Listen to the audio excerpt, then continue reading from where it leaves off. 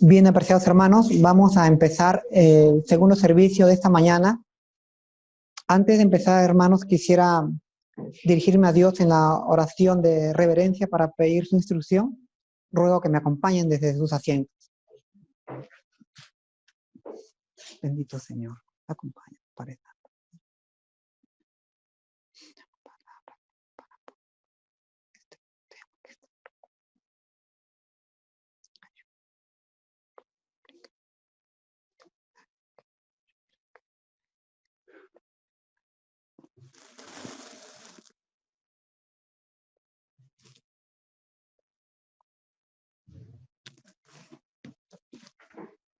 Bien. Bien, apreciados hermanos, buenos días a todos. Para mí es un privilegio poder dirigirme a ustedes y exponerles la palabra de Dios. Quiero agradecer primeramente, a nuestro Creador por permitirme este momento de estar delante de ustedes y también a la dirección de la iglesia porque me he escogido, ¿no?, en esta hora para exponer el mensaje del Evangelio. Pero antes de empezar, quisiera invitarles a todos ustedes a buscar en vuestros signarios el himno 129.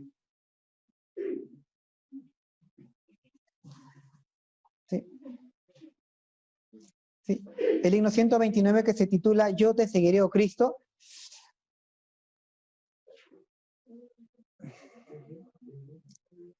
Como alabanza para la gloria y honra de nuestro Dios.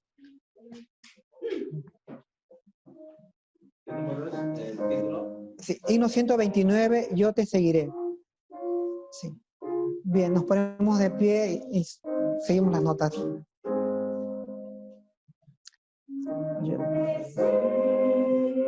te oh Cristo, donde quiera que esté, donde tú me guíes sigo. Sí, Señor, te seguiré. Yo te seguiré, oh Cristo. Tú moriste fue por mí, aunque todo se dejaré. Yo, Señor, te seguiré. Aunque duro el camino, sin balones y sin luz, seguiré siempre confiado en las huellas de Jesús. Yo te seguiré, oh Cristo. Tú moriste fue por mí, aunque todos te negaré. Yo, Señor, te seguiré. Afligido, agotado, débil, lleno de dolor, regocijo me fue santo en las huellas del Señor. Yo te seguiré, oh Cristo, tú moriste fue por mí, aunque todos te negaré. Yo, Señor, te seguiré. Si me guías al gran río del Jordán, no temeré. Has pasado en tu río y gozoso seguiré. Yo te seguiré, oh Cristo, tú moriste ante todos te negaré. Oh Señor, te seguiré.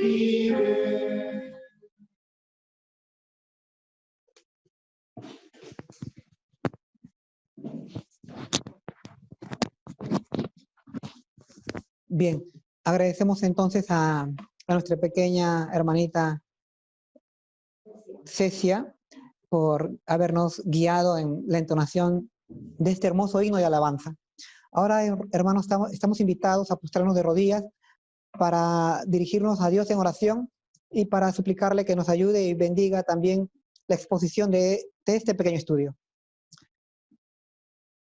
Oremos, apreciados hermanos. Querido Señor, que estás en las alturas de los cielos, santo y bendito este hermoso nombre, Señor. Te damos gracias, Padre Santo, porque permites que nos volvamos a reunir un pequeño grupo de tus hijos, tanto aquí en tu casa de oración, como también a través de los medios de internet que tú has provisto para tu pueblo, para que pueda comunicar tu santa palabra. Te suplicamos, Señor, en este momento que tú nos ayudes y nos proveas de tu Santo Espíritu para que en esta hora podamos exponer el mensaje que tú no quieres dar, el mensaje que nos pueda alumbrar y también alimentar con el maná de tu santa palabra. Te suplicamos también, Señor, que tú puedas conducir la exposición de este tema de tal manera que pueda ser desarrollado en conformidad y armonía con tu palabra. Te agradecemos, Señor, por todas tus bondades y bendiciones y también por esta reunión en este tu santo día de reposo. Te suplicamos también que tu bendición alcance a nuestros hermanos que por distintas razones no puedan estar presentes y quizás las dificultades que se presentan en la actual coyuntura les impiden hacerlo. Tú seas con ellos también, Padre Santo. También te suplicamos, Señor, por tus obreros, por tus pastores que llevan tu palabra a la ancha faz de la tierra. Tú estés con ellos, los fortalezcas, los alientes y los bendigas para que continúen desarrollando esta hermosa y noble labor que es llevar la luz de tu evangelio al mundo entero. Ayúdanos también, Señor, a nosotros a poder aplicar todas tus enseñanzas en nuestras vidas de tal manera que podamos dar un testimonio de que somos hijos tuyos. Todo esto te lo pedimos, Padre Santo, con el perdón de nuestros pecados, en el nombre de tu amado Hijo Cristo Jesús. Amén.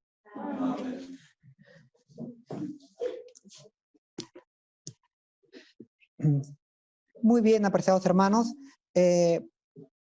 Bien, el tema que he podido preparar, perdón, sí, me comunican que tenemos también la participación del coro de niños de la iglesia. Ellos se han preparado también con un hermoso himno de alabanza, pues ellos quieren alabar el nombre de nuestro buen Dios. ¿Sí? En este momento les damos el tiempo para que ellos puedan expresar su gratitud a nuestro buen Dios. ¿Qué himno van a entonar, apreciados niños? Bueno, el himno de su trono, mi Jesús.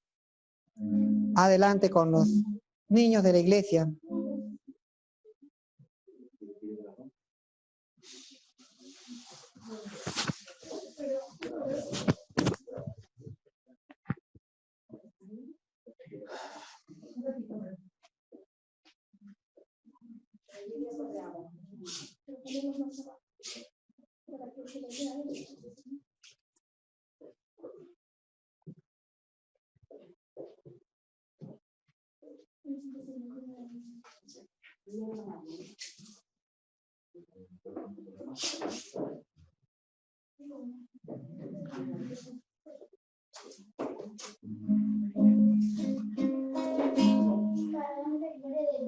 Vamos a cantar de su trono mi Jesús.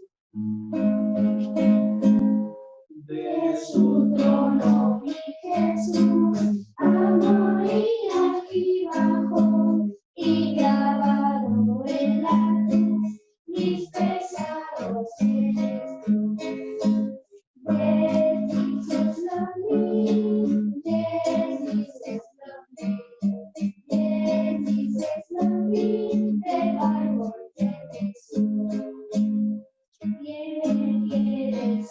barro que sufrió por mi maldad.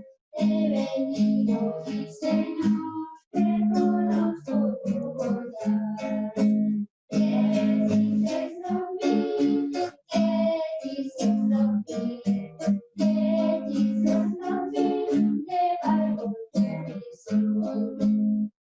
Guarda bien mi corazón, que velas sobre mí, y con toda devoción hazme viva yo por ti. ¿Qué dices a mí? ¿Qué dices a mí? ¿Qué dices a mí? Me valgo de Jesús. Si Cristo me ama, si Cristo me ama, si Cristo me ama, la Biblia dice.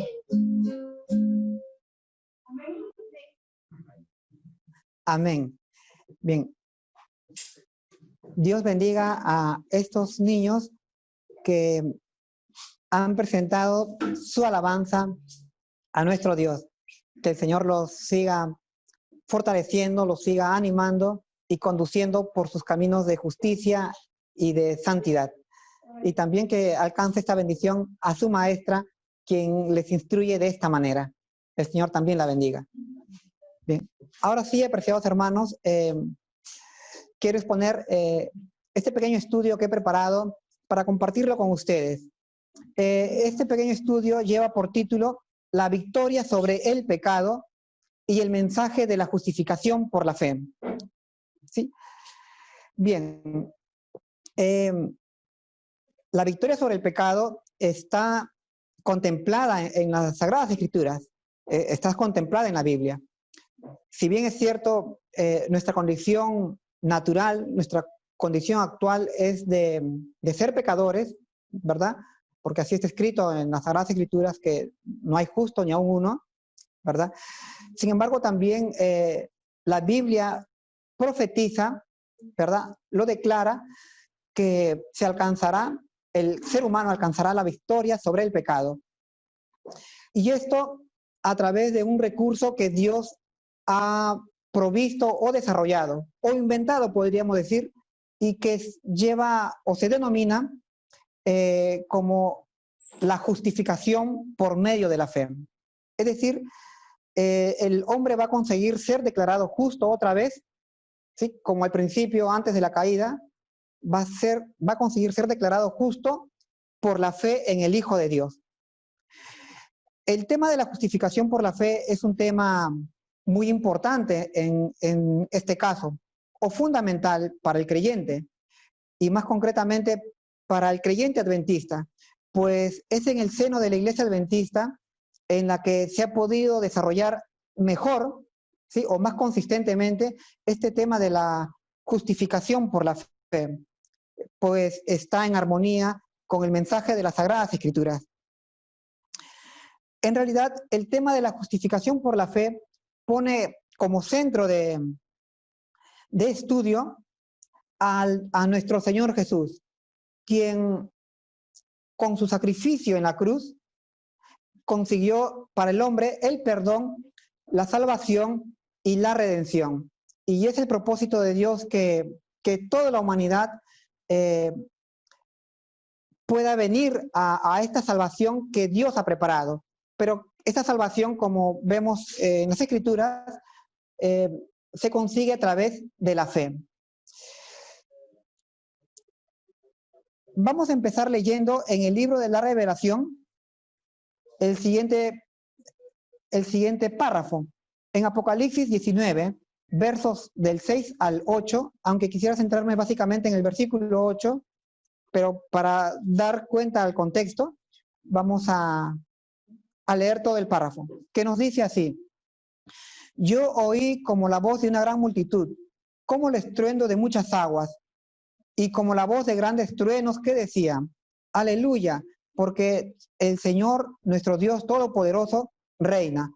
Gocémonos y alegrémonos y démosle gloria, porque ha llegado las bodas del Cordero, y su esposa se ha preparado, y a ella se le ha concedido que se vista de lino fino, limpio y resplandeciente, porque el lino fino es las acciones justas de los santos.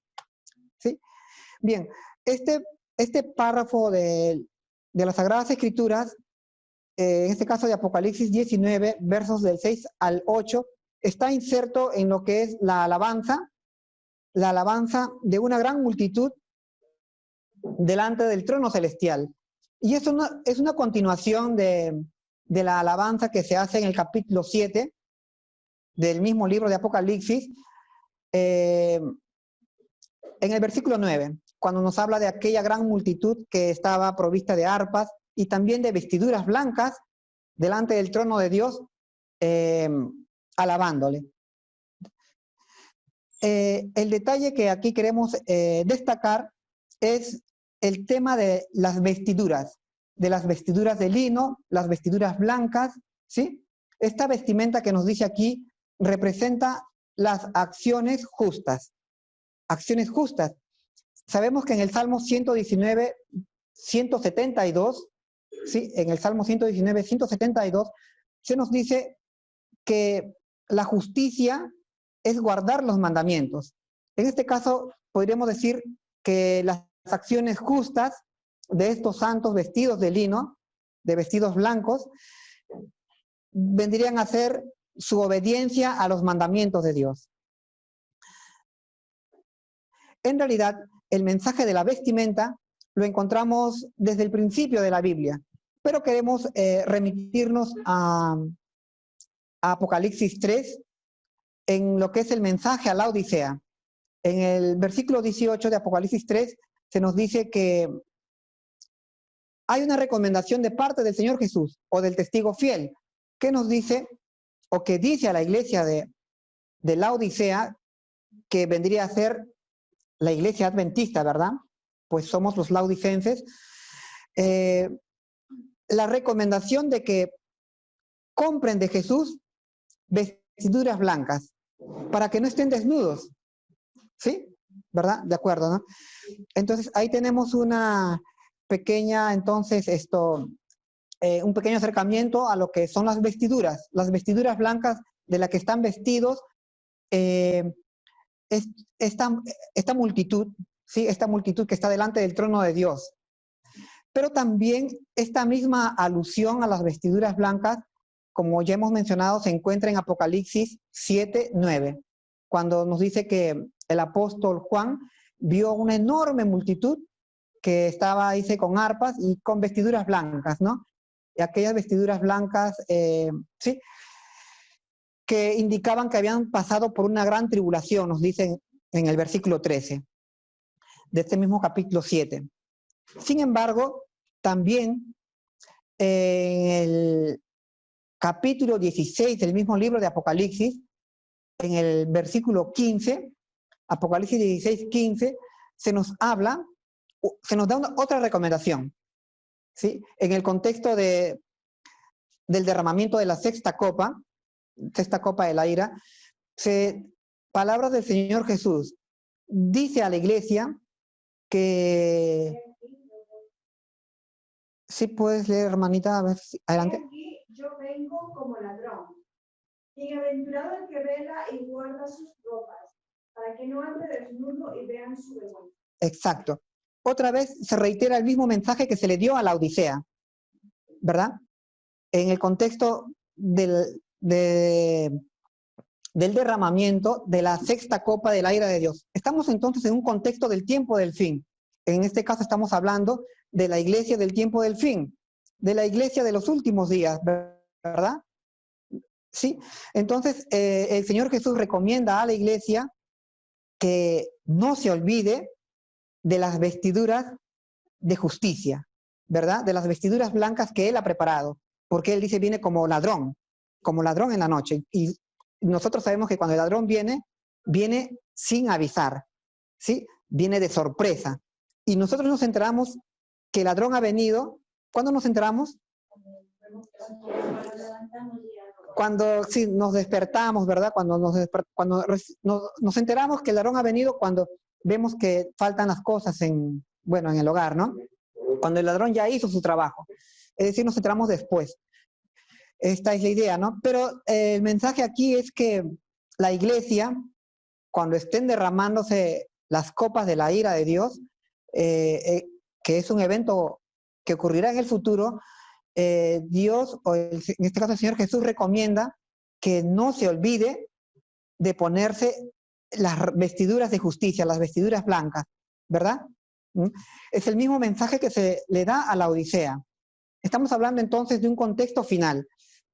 Pero este mensaje que nos habla acerca de las vestiduras y que ya hemos mencionado que se trata de vestiduras de justicia y que traducido en lenguaje coloquial vendría a ser hábitos o comportamientos que indican que la persona guarda los mandamientos de Dios, ¿sí? ¿Verdad?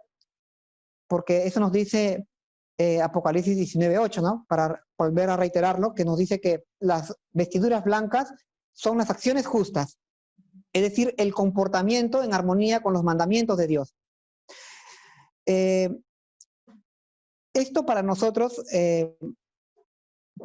nos indica en primera instancia un mensaje de esperanza, pues nos está haciendo alusión de que la iglesia está guardando los mandamientos de Dios, algo que no se había conseguido a lo largo de la historia del ser humano, pues como dice Ellen White, el hombre viene pecando desde hace casi 6.000 años, ¿verdad? Y esto nos dice también San Pablo en Apocalipsis, en Romanos 3:10, cuando nos dice que todos hemos pecado, ¿verdad?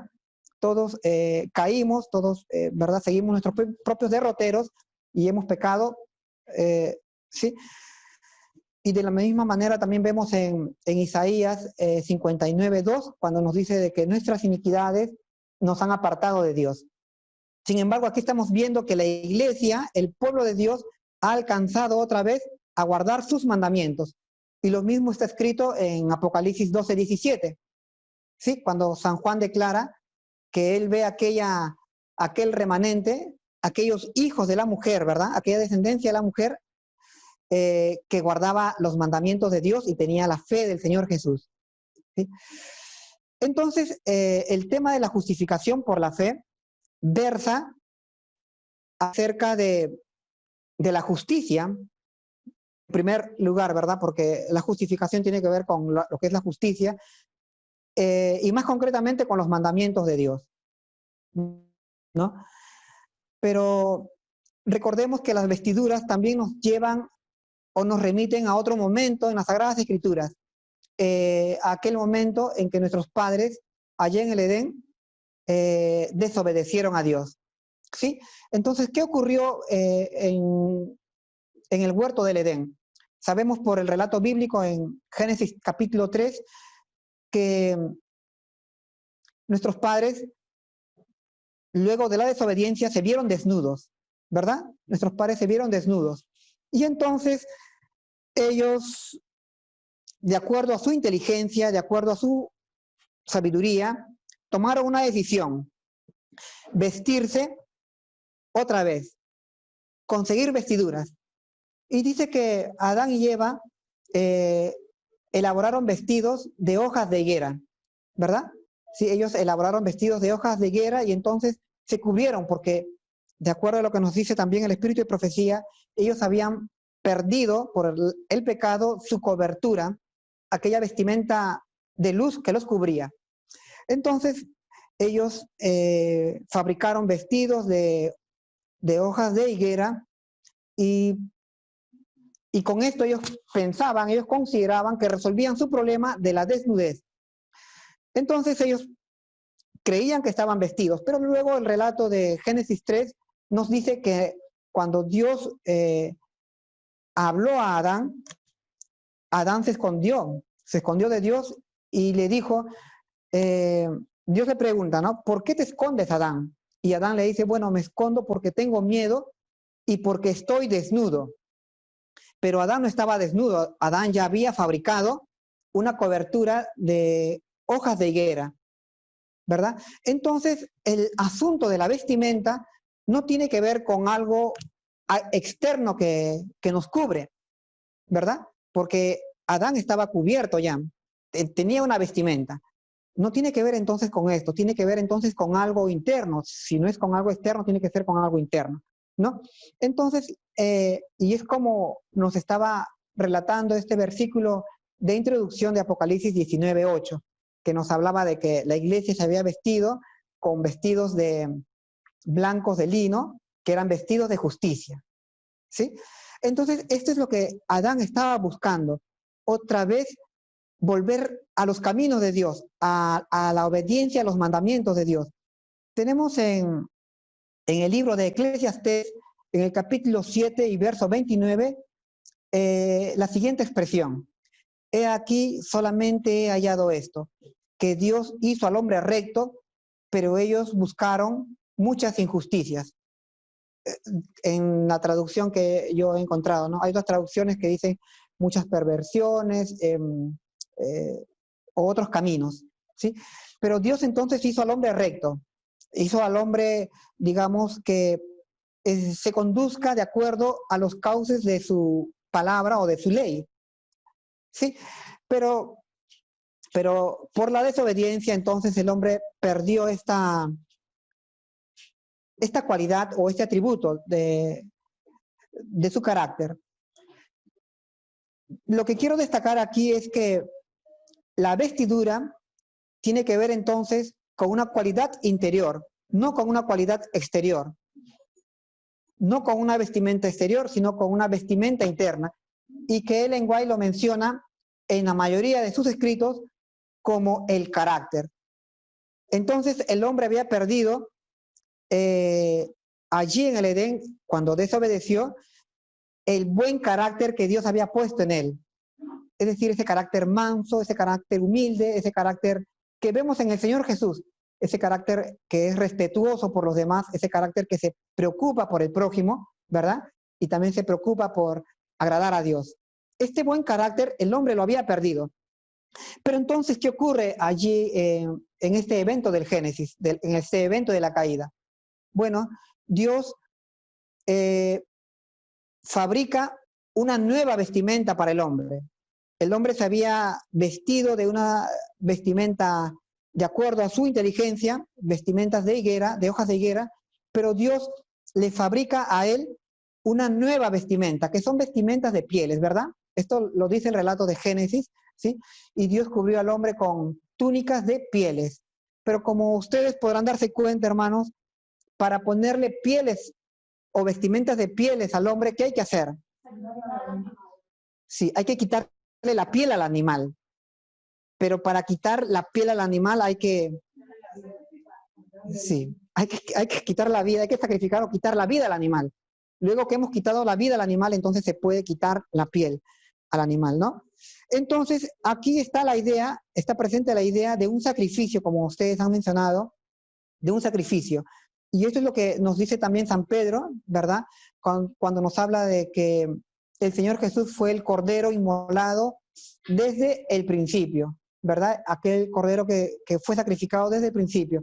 Vemos que en este caso tenemos aquí ya presente la idea de que hubo un sacrificio. Dos animales, dos corderos podemos decir, ¿sí? Murieron para pagar la culpa del hombre, en este caso la culpa de Adán y la culpa de Eva, la culpa de su desobediencia. Recordemos que pecado no solamente es transgresión de la ley, sino como nos dice también el libro de Santiago, pecado es también no hacer lo bueno sabiendo lo que es bueno. Sí, en este caso Adán y Eva conocían, porque habían sido instruidos por Dios, lo que era bueno, ¿sí? Y ellos no quisieron hacer lo bueno, pecaron entonces. Entonces Dios le fabrica al hombre túnicas de pieles, pero antes hace un sacrificio. En este caso, el sacrificio de los corderos, que serían por la expiación del pecado de nuestros primeros padres, lo cual también hacía una alusión al sacrificio del Señor Jesús.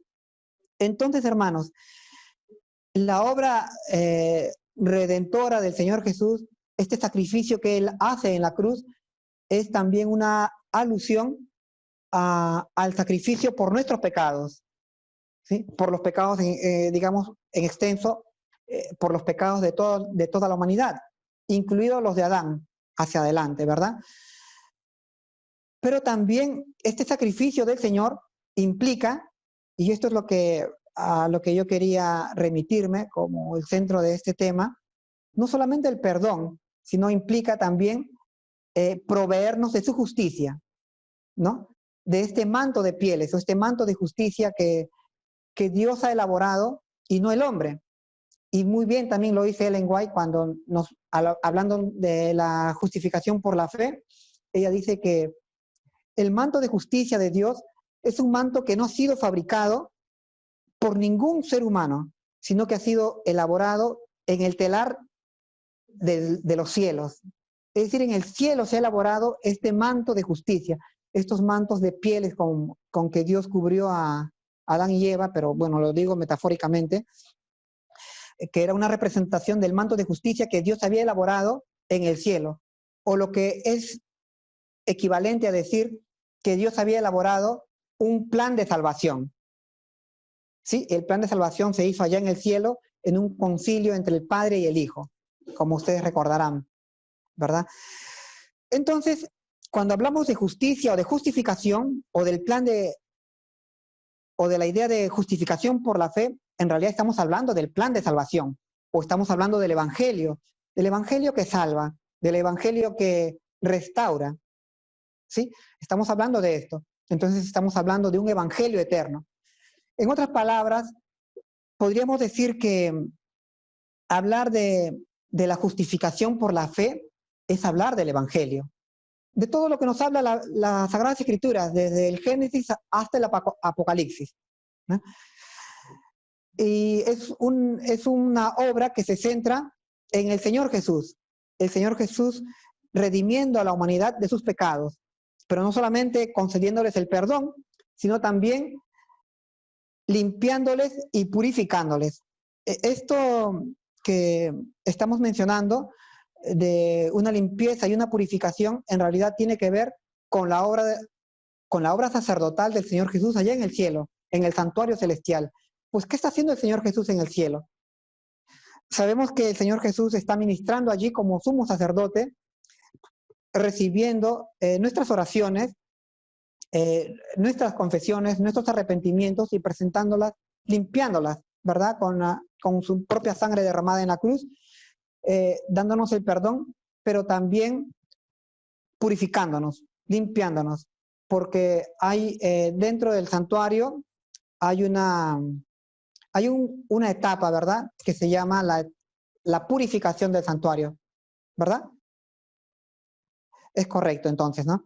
Entonces, en esta etapa de las labores del santuario, que se llamaba, digamos, la expiación del santuario o purificación del santuario, el pueblo de Israel, de acuerdo a lo que nos dice en Levíticos 16, el pueblo de Israel quedaba limpio de todos sus pecados, lo cual era una ilustración de la limpieza que Dios quiere producir en nosotros. Nos quiere limpiar de nuestros malos pensamientos, de nuestras malas intenciones, de nuestras malas tendencias naturales que poseemos porque somos seres carnales, de nuestros malos hábitos o de nuestro mal corazón. Dios nos quiere limpiar y quiere poner en nosotros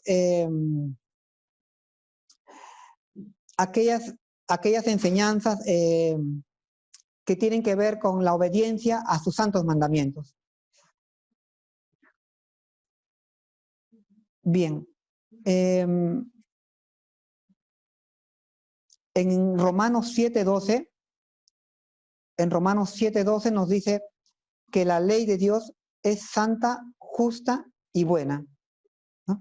Y nosotros vemos que cuando se hace esta declaración de que la ley es santa, justa y buena, y esto porque nosotros tenemos que, o la iglesia porque tiene que practicarla, entendemos que esto tiene que ver porque Dios es así, porque Dios es santo también, que Dios es justo y Dios es bueno.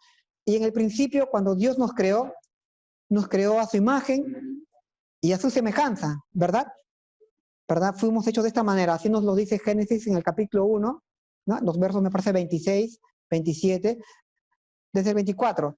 nos dice que Dios tuvo un concilio, ¿verdad? El Padre con el Hijo tuvieron un concilio y dijeron, hagamos al hombre a nuestra imagen, conforme a nuestra semejanza.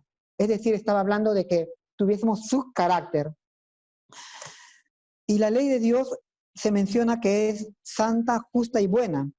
En Mateo 5:48 se nos dice, sed pues vosotros perfectos como vuestro Padre que está en los cielos. Y en el Salmo 19, verso 7 dice, la ley de Jehová es perfecta, ¿verdad? Que convierte el alma. La ley de Dios en realidad tiene los atributos del carácter de Dios.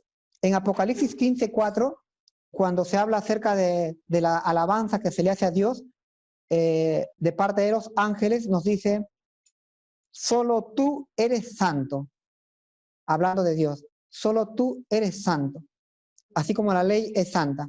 Y en San Marcos 10:17 se nos dice, cuando aquel joven rico vino ante el Señor Jesús y se postró ante él, y le dijo, maestro bueno, ¿qué debo hacer para alcanzar el reino eterno? Y el Señor Jesús le dijo, ¿cómo le respondió? Solo hay uno bueno, solo hay uno bueno y es Dios. Entonces, Dios es bueno, Dios es santo, Dios es perfecto, Dios es justo, así como nos lo dice de su santa ley, ¿no? En el Salmo 48, cuando se habla del Señor Jesús, se nos dice algo muy interesante. ¿Qué nos dice el Señor Jesús allí? ¿O qué se nos dice en el Salmo 48? Dice, en el rollo está escrito de mí, ¿verdad? En el rollo está escrito de mí. El hacer tu voluntad, sí, el hacer tu voluntad me ha agradado y tu ley está en medio de mi corazón, ¿no? Es decir, cuando nos habla del rollo, nos está hablando de los escritos proféticos, ¿verdad? Así nos lo dice San Juan 5:39, cuando el Señor Jesús dice, la ley y los profetas declaran de mí, ¿verdad? Así dice el Señor Jesús, ¿no? La ley y los profetas son los que dan testimonio de mí. Y en este caso, el rollo o los rollos son los que nos hablan del Señor Jesús. ¿Pero qué nos hablan del Señor Jesús? Que la ley está en su corazón. Es decir, está en su mente, está en su carácter, ¿verdad? Y en ese sentido, entonces, podemos entender que el Señor Jesús era justo, porque la ley, como hemos mencionado, es justicia, ¿no? Y entonces el Señor Jesús se conducía con justicia. Y por eso que también nos dice San Pedro que Él era el Cordero sin mancha, ¿verdad? Un Cordero sin mancha, pues no tenía pecado porque estaba en armonía con los mandamientos de Dios. Y como sabemos qué es pecado, sí, pecado es transgresión de la ley o desobediencia a los mandamientos de Dios. Es apartarse de la ley, pero el Señor Jesús no se apartaba de la ley. Esto que estamos mencionando, que son cualidades del Señor Jesús, cualidades de su conducta, de su carácter, son cualidades que la Iglesia de Dios debe de adquirir. ¿Sí? Son cualidades que la Iglesia del Señor debe de adquirir. Y como se mencionó en Apocalipsis 16:15, hablándonos de la batalla del Armagedón, ¿sí? O la batalla de la fe, así nos lo dice Pablo, ¿verdad? San Pablo en Efesios 6:12, ¿no? Que no tenemos lucha contra carne ni sangre, sino tenemos lucha contra ¿quién? Contra las potestades de las tinieblas, ¿no? En el Armagedón va a haber una lucha espiritual, ¿sí? Una lucha espiritual, pero a través de medios materiales. Pues sabemos, como nos dice Apocalipsis 13, se va a levantar una primera bestia, una imagen de esta misma bestia, y también se va a levantar un falso profeta que va a perseguir a la iglesia, ¿verdad? Que va a atribular a la iglesia. Pero aún en medio de esa gran tribulación, aún en medio de esa gran prueba, la iglesia se mantendrá firme, pues estará vestida con el manto de justicia de Dios. Es lo que vimos en el versículo 15. Y en el versículo 16 de Apocalipsis 16 se nos decía que se reunieron todos estos espíritus inmundos que reunieron a todos los reyes de la tierra para la gran batalla del Armagedón. ¿Sí? Entonces, hermanos, este tema de la justificación de la fe, este tema de la justicia que nos habla acerca de la obra del Señor Jesús en favor del ser humano, pero una obra que busca, en última instancia, que nosotros también seamos justos. Pues el Evangelio no procura que no solamente nuestro perdón y dejarnos tal como estamos. Eso sería un trabajo incompleto, ¿no? El Evangelio lo que procura en su mensaje es que haya un cambio de parte de nosotros. Si recordamos, en el sistema antiguo, en el sistema hebraico, recordamos que cuando la persona cometía pecado, ¿qué es lo que tenía que hacer? Tenía que presentarse ante el sacerdote con un cordero y había que quitarle la vida al cordero, ¿sí? Y esto se hacía cada vez que se cometía un pecado. Pero el cordero tenía algo que ver con el delito del ser humano. No tenía que ver. El cordero era inocente. Entonces, pero en este caso, la persona, el culpable, tenía que entender o darse cuenta de que la muerte del animal era debido a su culpa, ¿verdad? Tenía que, en el acto que se estaba realizando, se estaba ilustrando de que el pecado que se había cometido se estaba cobrando la vida de alguien inocente, ¿no? Entonces, para que no se siga quitando la vida a alguien inocente, porque esto es justo o injusto. Es injusto que alguien inocente pague por los delitos de otro, ¿verdad? Esto es evidentemente a todas luces, a todo entendimiento, esto es injusto, pero Dios preparó así el plan de salvación. ¿Para qué? Para que la persona, contemplando este acto que era injusto, que no era correcto, la persona pudiese entender, sí, arrepentirse, pero entender de que el pecado es algo perjudicial, el pecado es algo nefasto, es algo que lleva a un acto de injusticia, ¿sí? Y en este caso estaba muriendo injustamente una criatura inocente, un pobre animal, de tal manera de que si el hombre entendiese esto, entonces pudiese decir, ¿sabes? Basta, hasta aquí nomás, ya no quiero seguir pecando porque el pecado es cruel, ¿verdad? Es cruel con un pobre animal inocente. Y esto mismo nos lo dice la Biblia. Quería leer en el libro de Zacarías, en el capítulo 10, sí, Zacarías, el capítulo 10, hay una bonita declaración acerca de esto mismo, que es el propósito de Dios.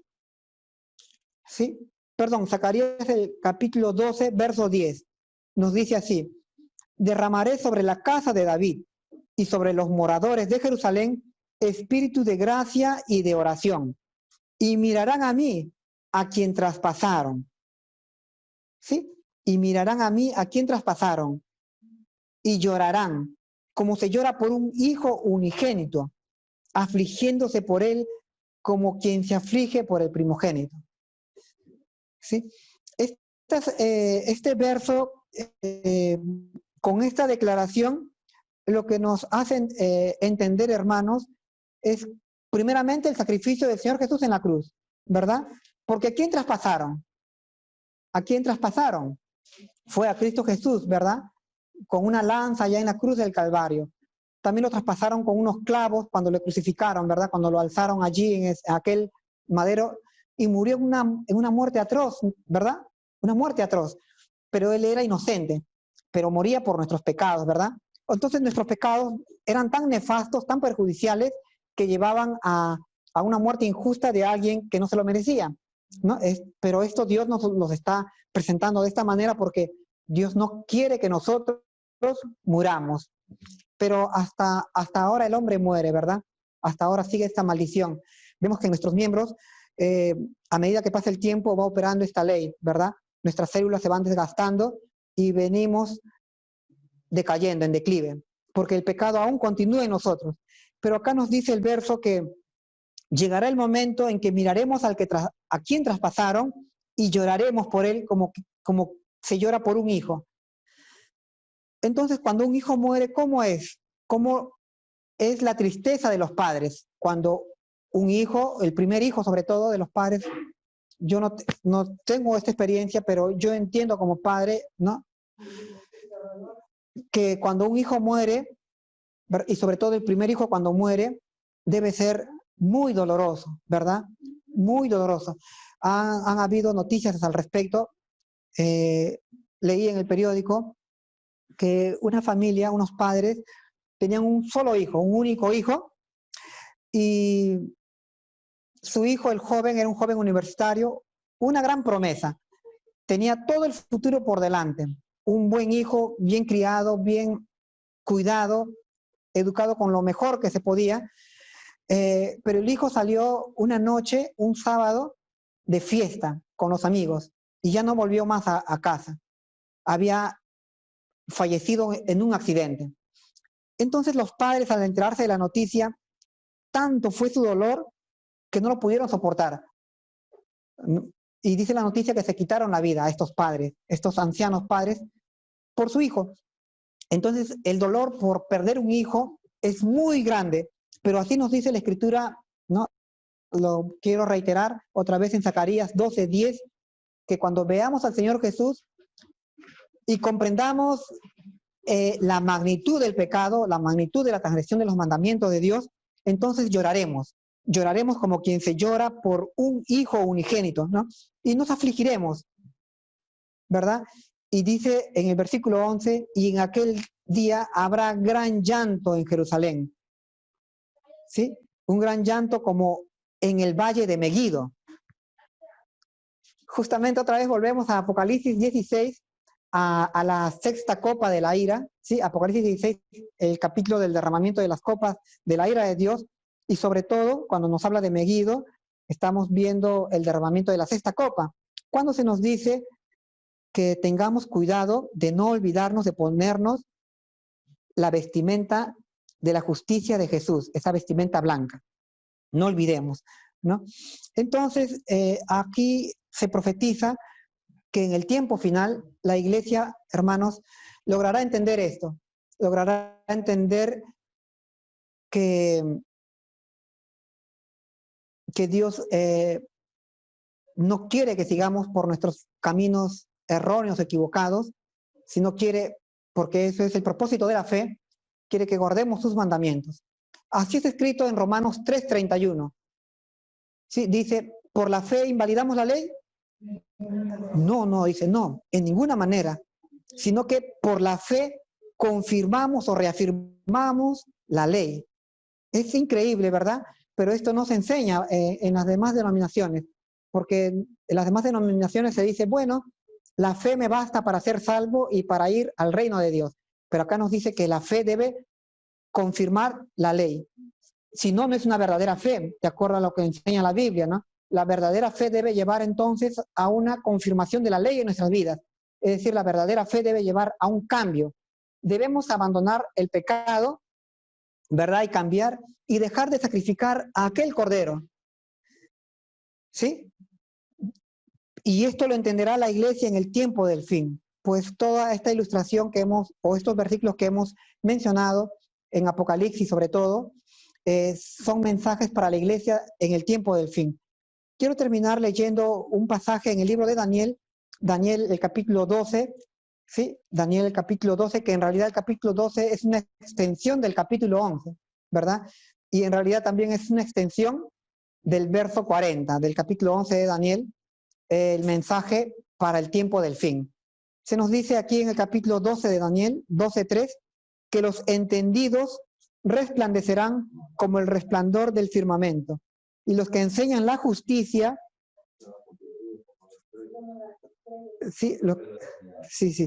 los que enseñan la justicia, dice, a la multitud, como las estrellas a perpetua eternidad, ¿verdad? Aquí está sintetizado lo que estamos mencionando, ¿sí? Cuando entendamos, cuando comprendamos lo nefasto que es el pecado y lo que ha ocasionado la muerte de tantos corderos y la muerte de nuestro Señor Jesús, ¿sí?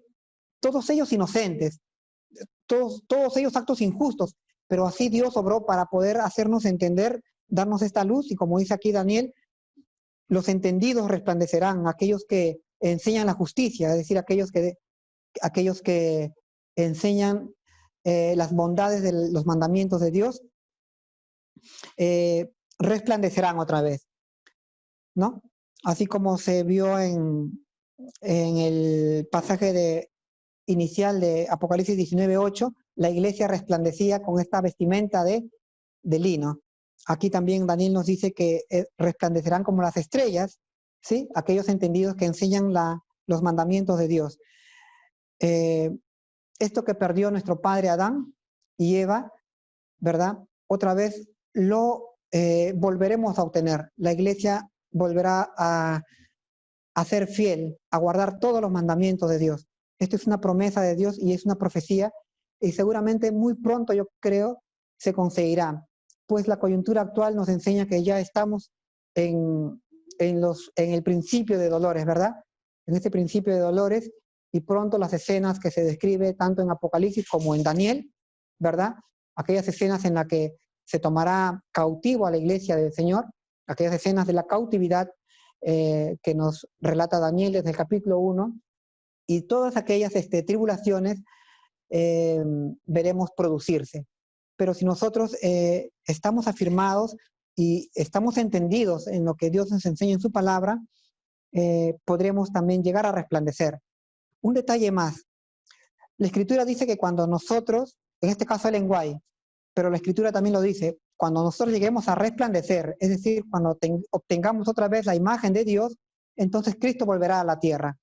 ¿Sí? Esto está contemplado en Hechos 3, 20 y 21. Dice que Cristo aún es retenido en el cielo hasta que en la tierra las cosas sean restauradas. Una vez que las cosas sean restauradas, en Hechos 3, 20 y 21, entonces Cristo volverá por su iglesia. Y así lo dice Ellen White en el libro Palabras de Vida del Gran Maestro, cuando nos está hablando acerca de la parábola del sembrador. Me parece que es la página 47, que Cristo volverá cuando su iglesia dé los frutos de justicia que se menciona en la parábola del sembrador. Bien, hasta aquí, apreciados hermanos, es este corto estudio que nos habla acerca de las bondades de este plan de salvación de Dios, el plan de la justificación por la fe, el plan que nos quiere llevar a ser obedientes a los mandamientos de Dios, por la fe en Cristo Jesús. Amén. Amén. Amén.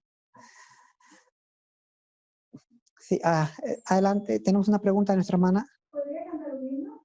Sí, sí. Nuestra hermana Paola Ardila quiere alabar a nuestro Dios en este santo día de reposo, el santo día del Señor, séptimo día, en conformidad al cuarto mandamiento, quiere alabar a nuestro Creador. ¿Cómo se titula, hermana Lina? Vale, es que me has hecho acordar de un himno, un salmo que me encanta, y hace mucho tiempo que no lo canto. ¿El salmo? Es el Salmo 126. Adelante, hermanita. Cuando Jehová hiciere volver la cautividad de Sión, seremos como los que sueñan. Entonces nuestra boca se llenará de risa y nuestro grito de alabanza.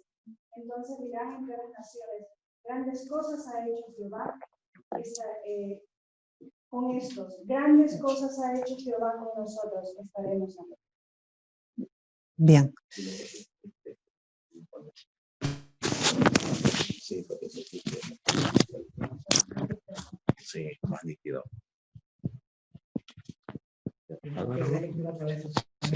No, ya está. Es precioso este canto porque el Señor sabe lo que necesitamos, ¿no? Cuando Jehová haga volver la cautividad de Sión,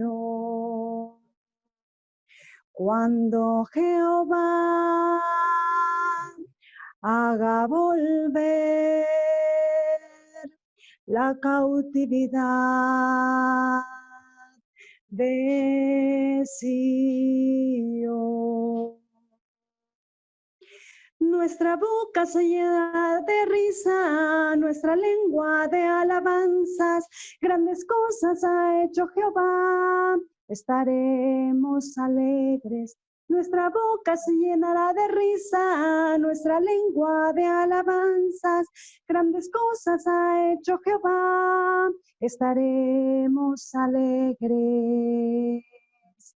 Los que sembraron con lágrimas,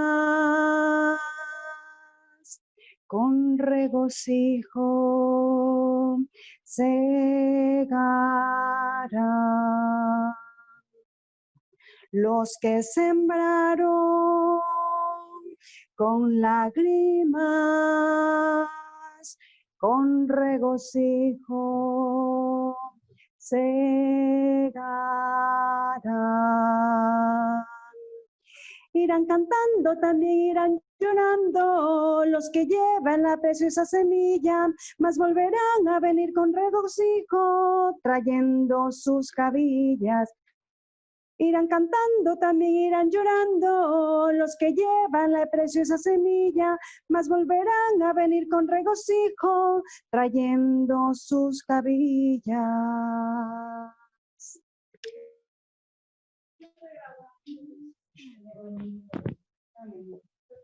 Salmo 126, ¿verdad? 126. 126.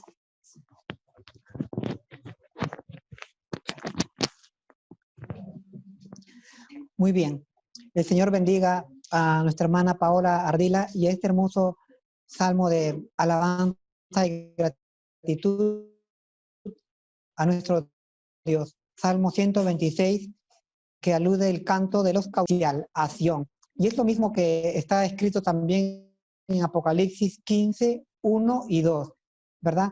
El cántico de los salvados que entonan, dice allí en el mar de cristal, el cántico de Moisés y el Cordero, agradeciendo a Dios por la grandiosa y asombrosa salvación que producirá, que ha producido, ¿verdad? Agradecemos entonces a nuestra hermana Paola Ardila por este salmo y este cántico que ha mencionado y ha efectuado. El Señor la bendiga. Bien, ahora queremos invitar a nuestra hermana que... Sí. Bien, vamos a entonar entonces un himno de alabanza por toda la congregación aquí presente. Quiero invitarles, hermanos, a que busquen en vuestros signarios el himno 388. Después recogemos la ofrenda. Sí. Himno 388, que lleva por título Ven a la fuente de vida.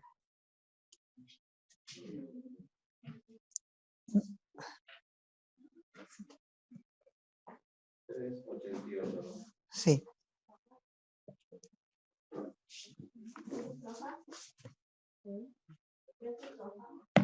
Bueno, como quieran. 3 estrofas. Del 1, sí. Las 3 primeras estrofas entonamos, hermanos.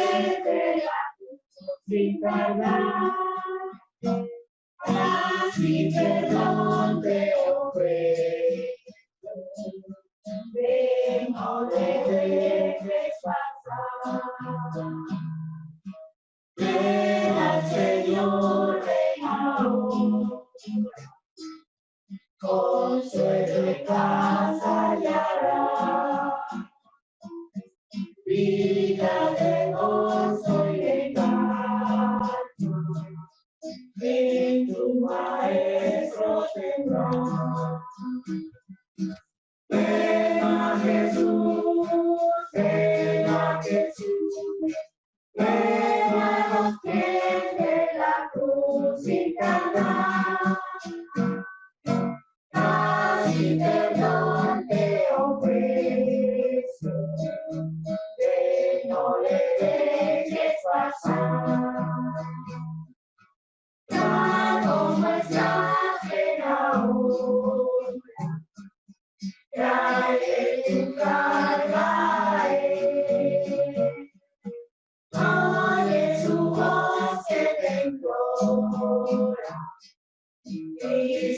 Jesús siempre es fiel. Ven a Jesús, ven a Jesús, ven a los pies de la cruz sin tardar. Paz y perdón te ofrece, que no le dejes pasar.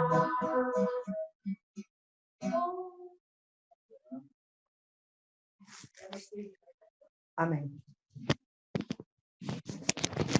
Bien, podemos tomar asientos, apreciados hermanos. Vamos a...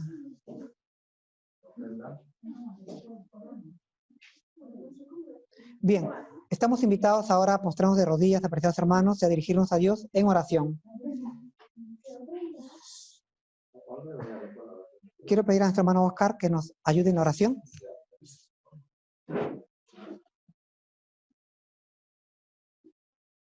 Padre nuestro que estás en los cielos, santificado sea tu nombre.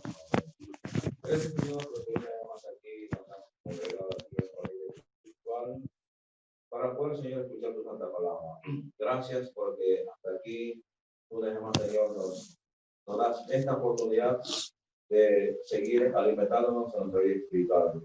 Gracias porque nos has congregado. Y también, Señor, gracias porque hasta aquí nos das la vida santa. Ahora, Señor, al retirarnos, rogamos que tú nos acompañes y también salgamos de aquí henchidos, gozosos y contentos de verte aquí en tu casa de oración y también de haber participado de tu palabra.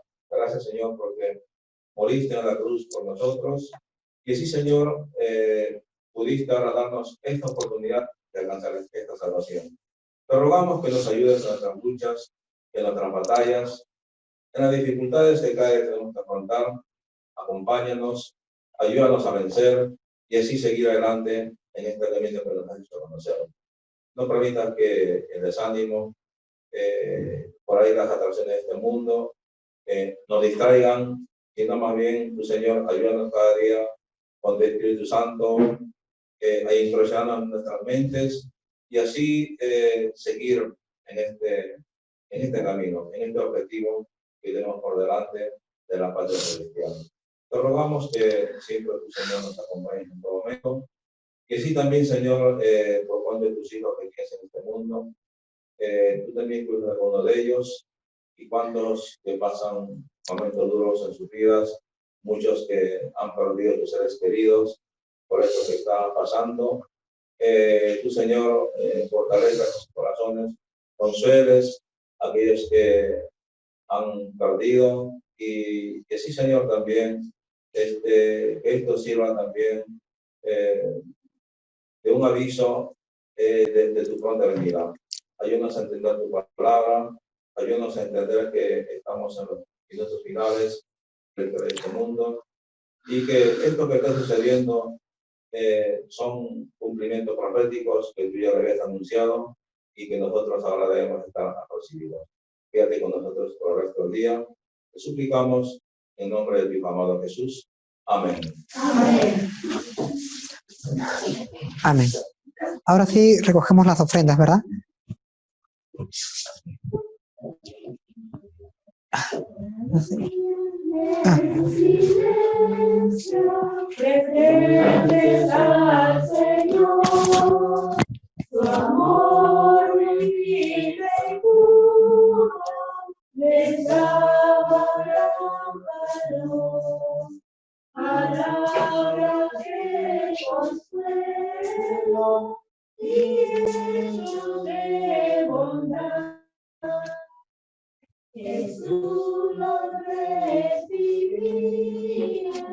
por su sinceridad. Sí. Bien. Luego de culminado este estudio, ahora tenemos la bendición de nuestro hermano pastor. Bendición para la congregación. Para todos los que están presentes, también allí reunidos a través de la transmisión de internet.